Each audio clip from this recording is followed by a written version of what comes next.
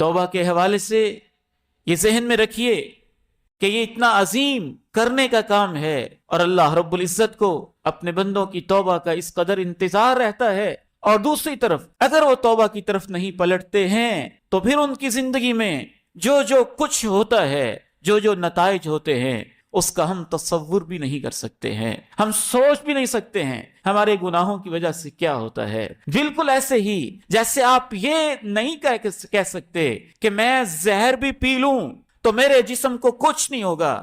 امام ابن قیم رحمہ اللہ فرماتے ہیں ایسے ہی یہ سوچنا بے وقوفی ہے کہ بندہ کرے میں گناہ بھی کر لوں تو مجھے کچھ نہیں ہوگا، وہ بڑا غفور الرحیم ہے۔ کیا آپ نے کبھی زہر اس لیے پیا ہے کہ اللہ غفور الرحیم ہے؟ کیا آپ کبھی آگ کے اندر اس لیے چھلانگ لگا دیتے ہیں کہ اللہ غفور الرحیم ہے؟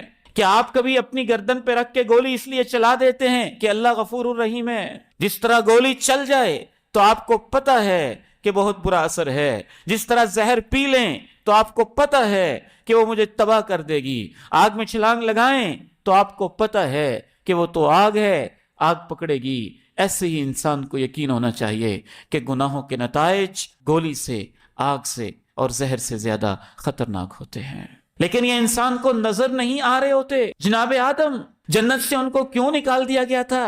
ایک معمولی نافرمانی ہی تو تھی کہ اس دانے کے پاس نہیں جانا۔ قوم نوح کے اوپر سیلاب کیوں آیا تھا؟ اتنا بڑا سیلاب، اتنا بڑا سیلاب کہ پہاڑوں کی چوٹیوں سے بھی پانی اوپر گزر گیا، اور جناب نوح کا اپنا بیٹا بھی اس میں غرق ہو گیا۔ ان کے گناہ ہی تو تھے، شرک کا گناہ تھا جس کے اندر وہ مبتلا تھے۔ قوم عاد، اس کے اوپر تند و تیز ہوائیں اور آندھیاں کیوں چلی تھیں؟ اتنی تیز آندھیاں کہ جو 7 راتیں اور 8 دن مسلسل چلتی رہیں۔ ان کے مکانات، ان کی چھتیں، ان کے درخت، ان کی ہر چیز جڑ سے اکھاڑ کے رکھ دی، اور چند دنوں کے اندر، صرف ایک ہفتے کے اندر پوری کی پوری قوم ایسے لیٹی ہوئی تھی جیسے زمین کے اندر سے درخت کو جڑ سمیت اکھاڑ کے یوں پھینک دیا۔ قوم سمود، ان کے اوپر چنگاڑ کیوں آئی تھی؟ اور عین برائی کی حالت میں ایسی چنگاڑ آئی کہ ان کے دل اندر ہی اندر پھٹ کے رہ گئے اور وہ بے ہوش ہو گئے۔ قوم لوط کے اوپر عذاب کیوں آیا تھا؟ اور ان کو اللہ نے اٹھا کے آسمانوں تک، پھر ان کے اوپر پتھروں کی بارش کیوں نازل کی تھی؟ قارون کو زمین کے اندر کیوں دنسا دیا گیا تھا؟ فرعون کو دریا میں کیوں غرق کر دیا گیا تھا؟ ابو لہب اور ابو جہل کا عبرتناک انجام کیوں ہوا تھا؟